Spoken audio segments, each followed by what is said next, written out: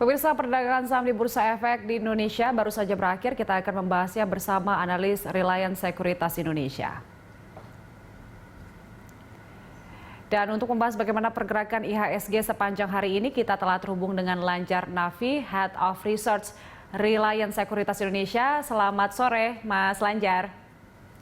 Ya, selamat sore. Ya, indeks kita ditutup di zona hijau pada sore hari ini. Sebenarnya apakah memang dari dalam negeri sentimen sudah sangat dominan untuk mendorong atau memang ini adalah teknikal dari global?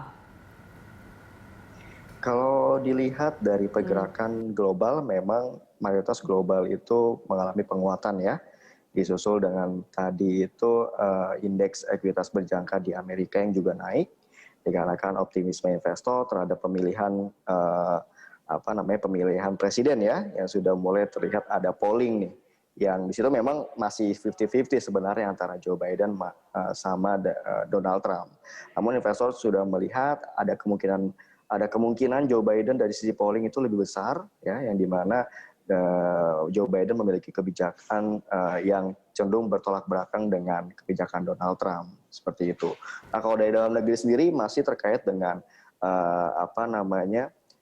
RUU Cipta Kerja ini ya, yang dimana kalau saya lihat itu juga banyak sekali mempengaruhi atau menyasar investor-investor dan juga lapangan pekerjaan. Ya, di mana kalau kita lihat kompetitif sektor manufaktur di Indonesia yang tertinggal ya, dan birokrasi yang cukup rumit sebelumnya, dan produktivitas tenaga kerja yang rendah dengan kos yang tinggi, ini yang membuat Omnibus Law Cipta Kerja ini diperlukan, dan ini direspon positif oleh investor, terutama dari segi bisnis ya. Seperti itu, kurang lebih memang kita terpengaruh dari dalam negeri, dari Omnibus Law, dan juga terpengaruh dari regional ya, dan juga global. Baik, artinya memang investor domestik kita itu sangat optimis dengan kondisi saat ini, terutama dengan pengesahan dari Undang-Undang Ciptaker gitu ya, Mas Anjar? Ya, benar. Oke, bagaimana dengan akan dirilisnya lagi beberapa kinerja emiten? Apakah ini akan mendorong, akan membuat posisi indeks kita masih akan bertahan di zona hijau setidaknya sampai besok? Untuk laporan-laporan keuangan yang akan keluar di kuartal ketiga tahun ini ya, ini juga salah satu jadi pendorong. Tapi saya lihat beberapa belakangan kemarin, hal ini malah tertutup dengan optimisme investor atau euforia investor terhadap disahkannya Omnibus Law dari Cipta Kerja ini. Oke. Ya, dimana kan itu kalau untuk pasar modal sendiri itu dia meregulasi perpajakan untuk pasar modal. Pertama seperti menghapus pajak dividen apabila kembali diinvestasikan ke dalam negeri. Terus ada pengurangan PPh obligasi ya di dalam negeri juga, dan juga ada PPN ya yang ditiadakan untuk pertukaran suatu aset. Nah, ini akan mempermudah proses akuisisi dari emiten-emiten atau aksi-aksi korporasi dari yang melakukan pertukaran aset berbasis ekuitas. Dan juga Indonesia juga akan membuat sovereign wealth fund ya, Indonesia Investment Authority, yang itu juga disambut positif oleh investor terutama. Dan ini akan mempermudah menarik dana investasi dari investor asing ke dalam negeri.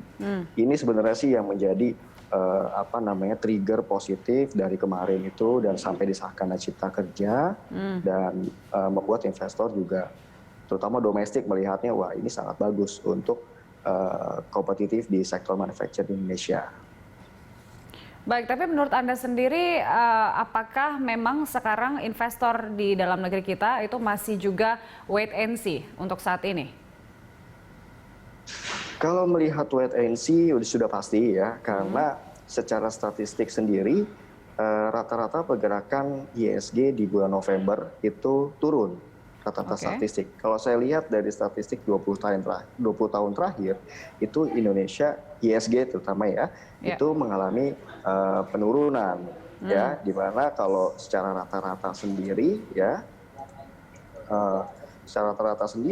itu IHSG ada potensi mengalami penurunan di bulan November sekitar 1,3% secara rata-rata, seperti itu.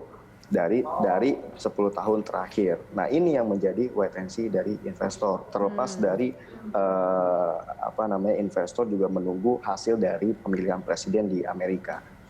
Baik, dengan situasi seperti saat ini jika kita cermati dari sektor manufaktur misalnya, bagaimana menurut Anda potensinya?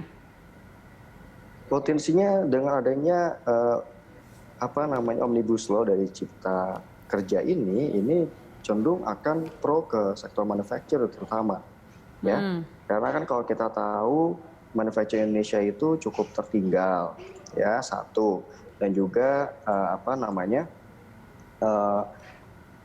produktivitas tenaga kerja kita juga cukup rendah secara statistik ya dibandingkan negara-negara lain. Dan Omnibus Cipta Lapangan Kerja ini cenderung menyasar investor untuk masuk ke sektor manufacturing Indonesia.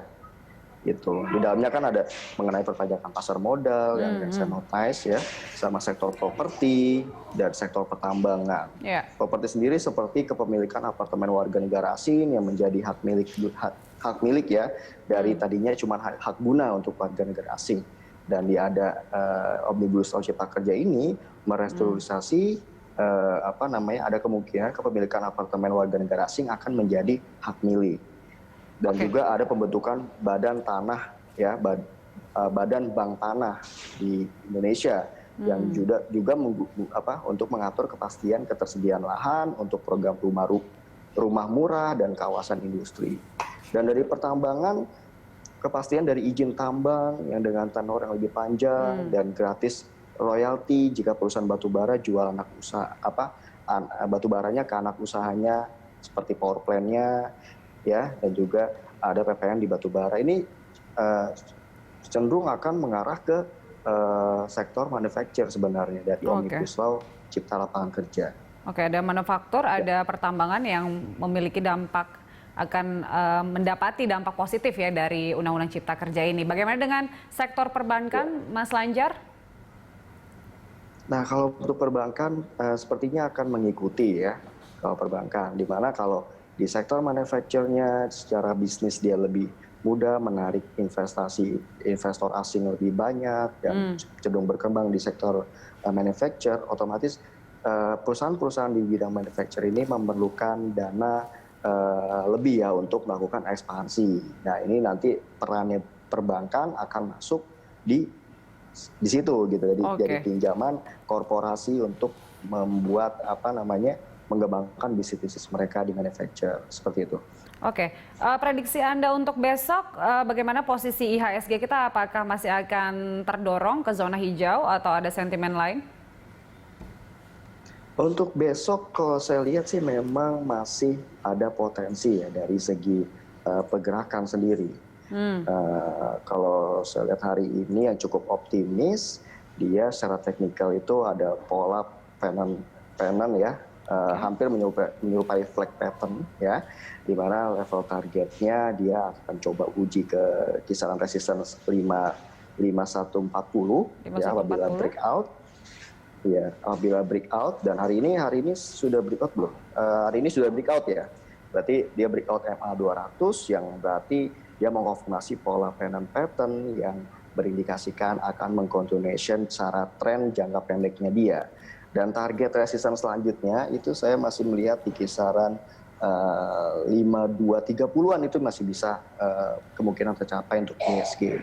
Cuma baik lagi, kalau secara statistik November ini akan menjadi tekanan sendiri ya, kalau statistik selama 10 tahun terakhir kan melemah. Nah, ini akan menjadi trigger negatif atau stigma negatif untuk investor dan trader.